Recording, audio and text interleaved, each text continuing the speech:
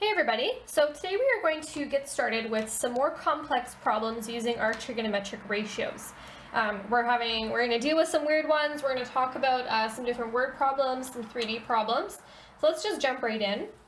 This is an example of what I'm going to call a composite triangle problem, and you'll understand why I'm calling that in just a second. We need to find the values of x and y. We do not have a right angle triangle here. This angle is 25 degrees. This angle is 20 degrees, and if we wanted, we could find the angle up top. We know that all of the angles in a triangle add up to 180, so if I do 180 minus 25 minus 20, that gives me that this angle here is 135 degrees. Our trig ratios only work when we actually have a 90-degree angle, so we can't do anything right now. In order to tackle this problem, what we are going to do is we are going to draw a line down the middle. It's like the height of our triangle. So we're going to draw a straight line down, and our line is going to be perpendicular to our bottom line of our triangle here. It is perpendicular. This line is going to be what helps us solve the problem, because what I have done is I have created two right angle triangles. I have created a right angle triangle on the left, and I have created a right angle triangle on the right. Now, we can use this information to help us eventually determine x and then determine y. So how are we going to go about doing that? Well, first things first, we could find the height of this yellow line that I have just drawn. Let's define that as h. H is going to be the first thing that we are going to find. So we have our right angle triangle here, 25 degrees, h and 35. I'm going to pick my sine ratio, and why sine? Well, h is the opposite and 35 is my hypotenuse. So sine of 25 is going to be h divided by 35. So let's do that first. Sine of 25 is h over 35. And again, we're looking for precision here, so I'm going to immediately multiply my 35 out. 35 is sine 25, or 35 times sine 25 is h. Okay, so I'm going to do 35 times sine 25 on my calculator, and that gives me about 14.8. So h is going to be 14.8. H is the same thing for both triangles. So 14.8 is good for this triangle, and it is good for this triangle. Now that I know that h is 14.8, I can use that information to find my x. Because I now have a right angle triangle with an angle aside, and I'm looking for my x side. So let's go ahead and let's set that up there. Here I have my opposite and my hypotenuse once again, so I'm going to be picking my sine ratio. Sine of 20 degrees is equal to opposite, so 14.8, divided by my hypotenuse, which is x. In order to clear this, I'm going to multiply both sides by x. So it'll be x sine 20 degrees is equal to 14.8. And I'm going to divide both sides by sine 20. X is equal to 14.8 divided by sine 20. I can go ahead and plop that straight into my calculator. 14.8 divided by sine of 20 gives me about 43 is our measurement. So x is about 43. Okay, and that's pretty reasonable, because if we can think this is 35, that's 43. Okay, that's not so bad. This is almost an isosceles triangle because of the 25 and the 20. So these side lengths are going to have to be close. That's pretty reasonable. X is 43. Now we need to find y. In order to find y, we are going to have to split our triangle up into two parts. Part number one is this section of y. Part number two is this section of y. So we have split up our major triangle into two smaller triangles. We now need to find the length of the green bit and the length of the pink bit. And when we add those two together, we are going to have y as a whole. Let's give these some variables. So I'm going to assign green as a and pink as b. We can find a and b in order to give us y. So I'm just going to write a plus b is equal to y. Let's do with our left triangle first. So I have a 35. I know h is 14.8 as well, so I can pick whichever ratio that I would like. In the interest of precision, I'm not going to pick h because I know that I rounded my h value. So it's not perfect, whereas 35 was given to me. So 35 we can do nice and easy. In order to involve the 35, I need to pick cosine because I have adjacent and I have my hypotenuse. So adjacent and hypotenuse is cosine. So I can set up my ratio here. Cosine of theta is a over h. And in this case, my theta is 25 degrees. So cosine of 25 degrees is a, which is just lowercase a, and h is 35. In order to isolate a, I need to multiply 35 by both sides. And now I can evaluate in my calculator.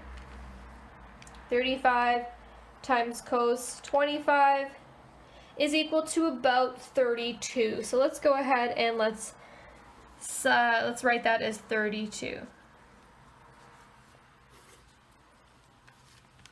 Now I can find b. I'm going to find b in a very similar manner. Okay. Now with my left triangle, both my 14.8 and x being 43, both of those numbers I already rounded once. So it's not going to be perfect because I've already rounded once and now I'm probably going to round again. So it doesn't matter which one that we pick. I'm going to pick the 14.8 because why not? In order to involve 14.8 and to involve b, that is my opposite and my adjacent. Okay, I need to be picking tan. So tan of theta is opposite over adjacent. In this case, tan of theta is 20 degrees. Opposite is 14.8, and adjacent is my unknown. That's my b value. So I'm going to go ahead and rearrange this equation to isolate for b. b times tan 20 is 14.8, and then I'm going to divide both sides by tan 20. So b is 14.8 divided by tan 20, and I can do that right in my calculator. 14.8 divided by tan 20 is about 6.6. So I'm going to keep that at 6.6. B is 6.6. Now remember, in order to find y, I needed to add a and b together. We have the green part. The green part is about 32. The pink part is about 6.6. So let's add those two together. Y is equal to 32 plus 6.6, and therefore y is equal to about 38.6. Okay? Because I have done a lot of math here, I'm going to conclude with a therefore statement. It's not technically a word problem, so you don't necessarily need one, but I am going to, just to keep myself organized. I'm going to say therefore x is about 43 units in length, and y is about 38.6 units in length. Okay, so again, when you're dealing with a composite triangle, the hidden key here is adding in this middle line that you are going to use. Let's look at our next type of problem, which is a 3D problem. Okay, and you're going to have to bear with me. We are asked to find the height of the cliff to the nearest meter. So I have a river here, and I have a cliff. There are a couple of boulders. We are we have two boulders on this side of the river, and the distance between those is 75 meters. There's also a boulder on the other side of the river, and that makes a right angle triangle. The angle from this boulder to that boulder is 52 degrees, so that is our first right angle triangle. That is in what's considered our XY plane because it is flat. And then we go up, and then we have a 3D plane. So we go from our flat plane, we go up to be 3D. Again, from this boulder, so we have a point at the very top of our cliff, and we have our original boulder here, and the degrees, the angle up is 61 degrees. Okay. So this is a bit more of a complicated problem. Again, it is going to take multiple steps. First things first is you can start by just trying to find some information. So what information can we find? We know in trig ratios, we have, there's two possibilities. Either if I have two sides, I can find an angle, or if I have an angle and a side, I can find another side. So in this first triangle here, across my XY plane, across my horizontal plane, I have an angle and I have a side. So I could find another side. Option number one is I find this little bit in yellow. Option number two is I find orange. Orange is going to be more useful to me because orange is the distance across the river, and it just so happens to be the bottom length of my second right angle triangle. So that is what I'm going to find. I'm just going to call it O for orange. So let's start by finding the distance of O for orange. I'm going to start by picking which trig ratio I need to use. So I have 52 degrees is my angle of interest. I have O and I have 75 meters. O is actually opposite, so I'm going to pick the opposite side. And I have 75 meters, that is my adjacent side. The yellow line that I drew here is the hypotenuse because it is across from my right angle. So let's go ahead and set this up. I'm going to pick tan. Tan of theta is opposite divided by adjacent. And we know theta. Theta is 52 degrees. I don't know what O is going to be, but I know adjacent is 75.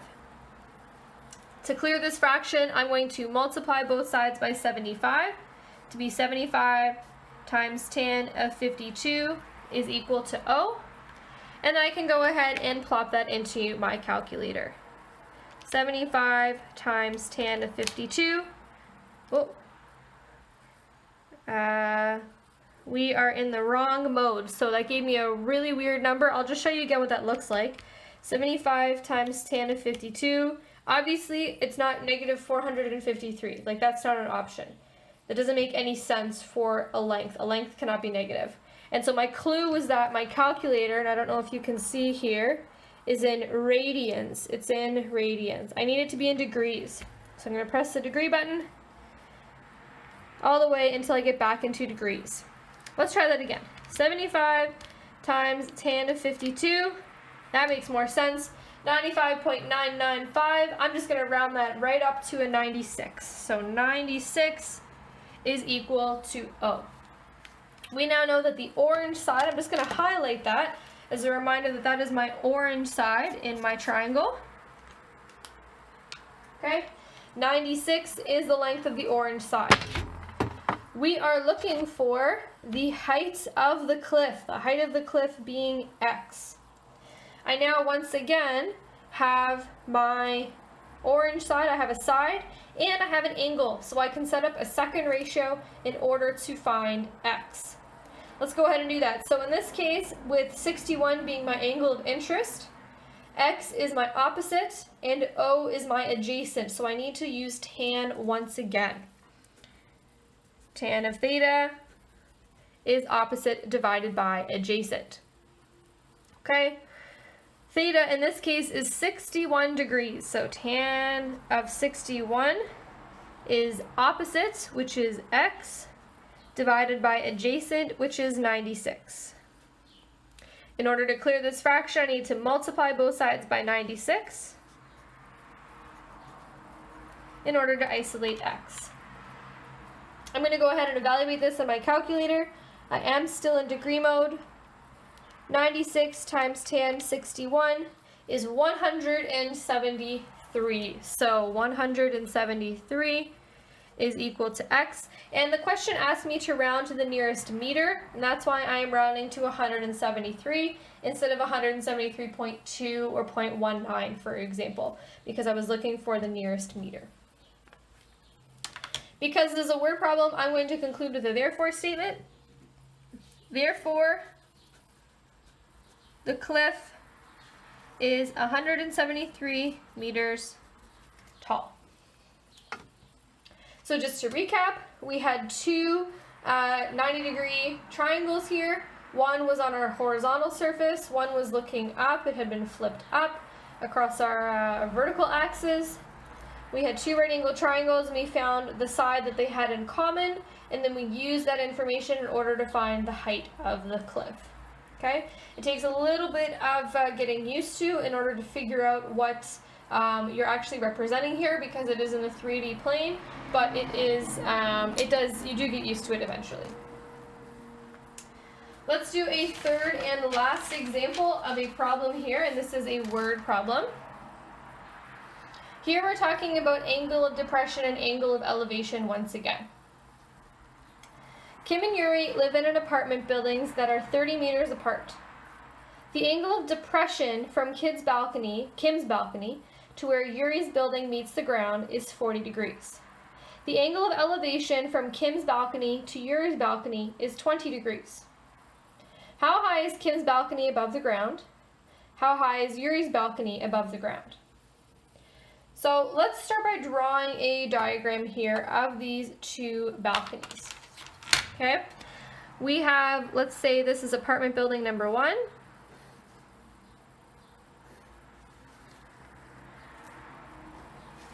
And let's say that this is where Kim lives. So Kim can live right at the top here. We're then going to have Yuri over here.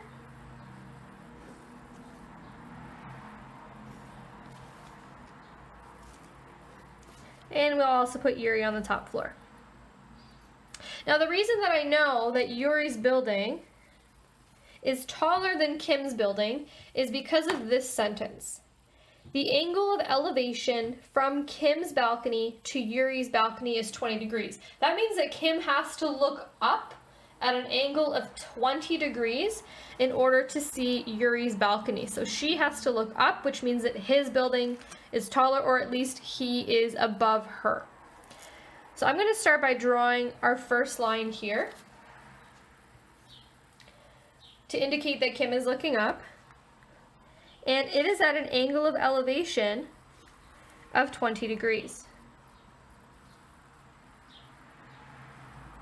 We also know that the angle of depression from Kim's balcony to where Yuri's building meets the ground. So that's going to be this line here, from her balcony to where it meets the ground. We'll put the ground here.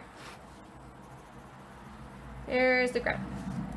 So from Kim's balcony down to where Yuri's building meets the ground is this second triangle here, and this is 40 degrees. Okay, we now have two triangles. Our third piece of information is that they are 30 meters apart. So we know that this length is 30 meters. Question number 1, or question A, is asking, how high is Kim's balcony above the ground? So we are looking for this length here. Notice how that is the exact same as this length. They're parallel to one another. They have the same cutoffs. They are the exact same length. I'm going to set that as equal to lowercase k. If I look at my first triangle here, my bottom triangle, I have a side length of 30, and I have an angle of depression of 40 degrees. Because I have those two pieces of information, I can easily find k. I can start by setting up an equation here. From my angle of interest of 40 degrees, k is the opposite and 30 is the adjacent. So I'm going to start by writing, I'm going to pick tan of theta is opposite divided by adjacent. And in this case, we know what theta is. Theta is 40 degrees. Tan of 40 is opposite, which is k, divided by adjacent, which is 30. When you have diagrams like these, feel free to annotate them and add as much as you would like. So if you feel the need that you want to write that this is opposite, this is adjacent, this is hypotenuse, just like we were doing previously, by all means, go ahead and mark that up as much as you want. In order to find k, I need to clear this fraction and multiply both sides by 30. So my equation will be 30 times tan 40 is equal to k. And I can go ahead and actually multiply that. So I will do 30 times tan of 40 is equal to about 25. Let's do 25.2. So 25.2 is equal to k.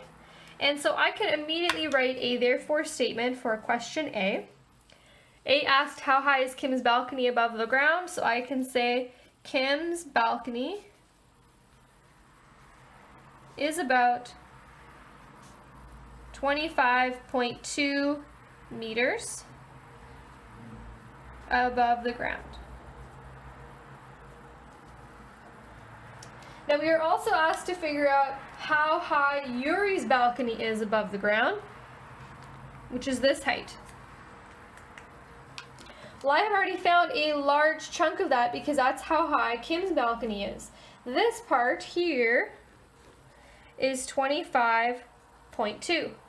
So I just need to find the distance from where, if Kim is looking straight out and then up, I need to find this distance here. I'm going to label that as x, and then the total height of Yuri's building I'm going to label as y. So let's go ahead and figure out the height of x here. I can then add them together and get the height of Yuri's balcony.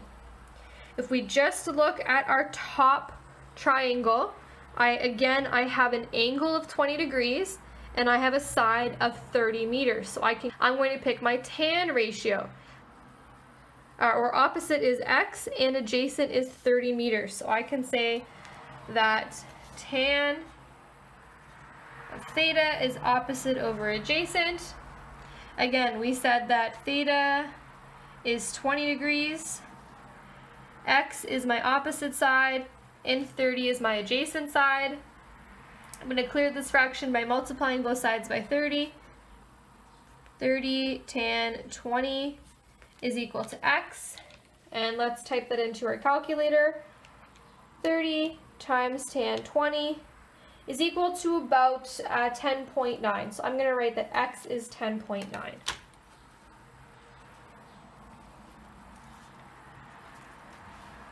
So we know that our bottom chunk here is 25.2.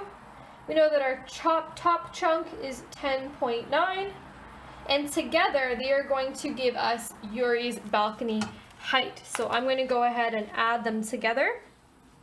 I'm going to say x plus x is equal to 10.9, k is equal to 25.2 is equal to y, and we can go ahead and add those together. 10.9 plus 25.2 is 36.1. So 36.1 is equal to y. That is the height of Yuri's balcony. So I can conclude with the therefore statement. I'm going to write B. Yuri's balcony is about 36.1 meters above the ground.